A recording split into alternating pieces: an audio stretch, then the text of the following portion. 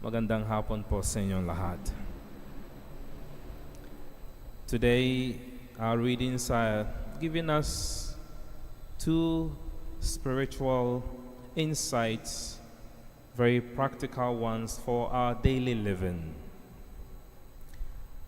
For those of us here who remember the days that we used to write letters and post it, you will acknowledge that whenever you receive a letter from your friend, you are so excited, you are so happy.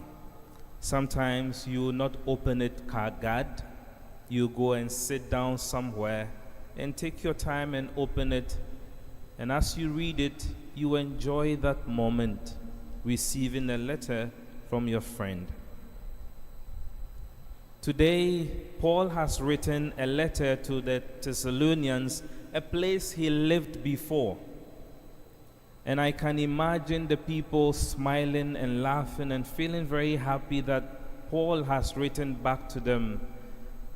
And this is what St. Paul is saying. Congratulations. He is wishing them well. Because when they lived among them, all the things that they taught them, he and his companion taught them, they have been able to put it into practice. And he is seeing that the people are doing well. So he is congratulating them and saying, "Sige na, you have done well, congratulations." Mga kapatid, the reason why I'm sharing this is that one of the things that can change somebody's life is if you validate the person. If the person does something that is good and you tell him or her, "Ang galing mo, what you did was good, keep it up." It encourages the person. It makes the person bring the best out of him or her. Because we know that in our own lives, we have too many troubles to think of.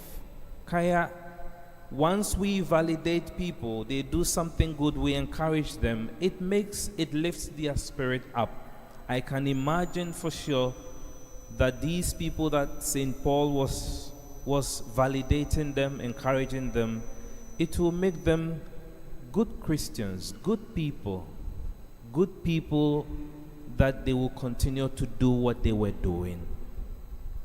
Siguro, in our own little ways, if you have somebody in your life who is doing something good, you encourage the person.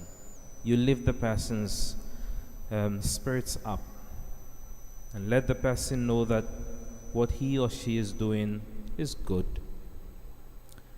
Pangalawa, today Jesus is also very strong in his words to the Pharisees and scribes. He calls them whitewashed tombs. In Jerusalem, when you are entering the place, Jerusalem, for those who have gone there for pilgrimage, there are mountains all over. And among sa mga historians, there were a lot of tombs there. And because they don't want anybody to be unclean touching any of the tombs before entering the city, they will paint it white so that when you are entering the city, makikita mo na, "Oh, my tomb dito. I will not pass there, so I will not be unclean." So that was really something that they used to do. And Jesus is saying the Pharisees are like that because outside they look good, but inside they look not so good. Well, this is a caution to all of us, myself, you, everybody, because the Pharisees started very good when they started their group.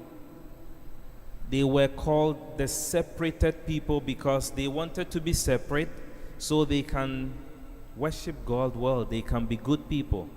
Pero dahan-dahan lang naging iba ang worship nila, naging iba ang idea nila.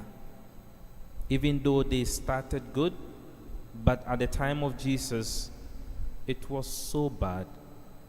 They were pretending to be good outside, but inside, they were not so good. When we start something, we are very enthusiastic. I remember the first time I went to the seminary, sobrang masaya, so happy. And I believe the same thing with all of us. When we begin whatever we are doing, we are so happy in our work, in our homes. But sometimes along the way, we lose the enthusiasm, the gift, the love, the spirit that we began with. And I would like to invite all of us to go back to that.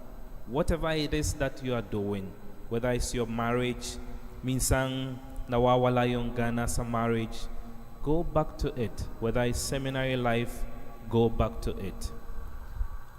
We pray that God will bless us today. We pray that Saint Monica will intercede for us.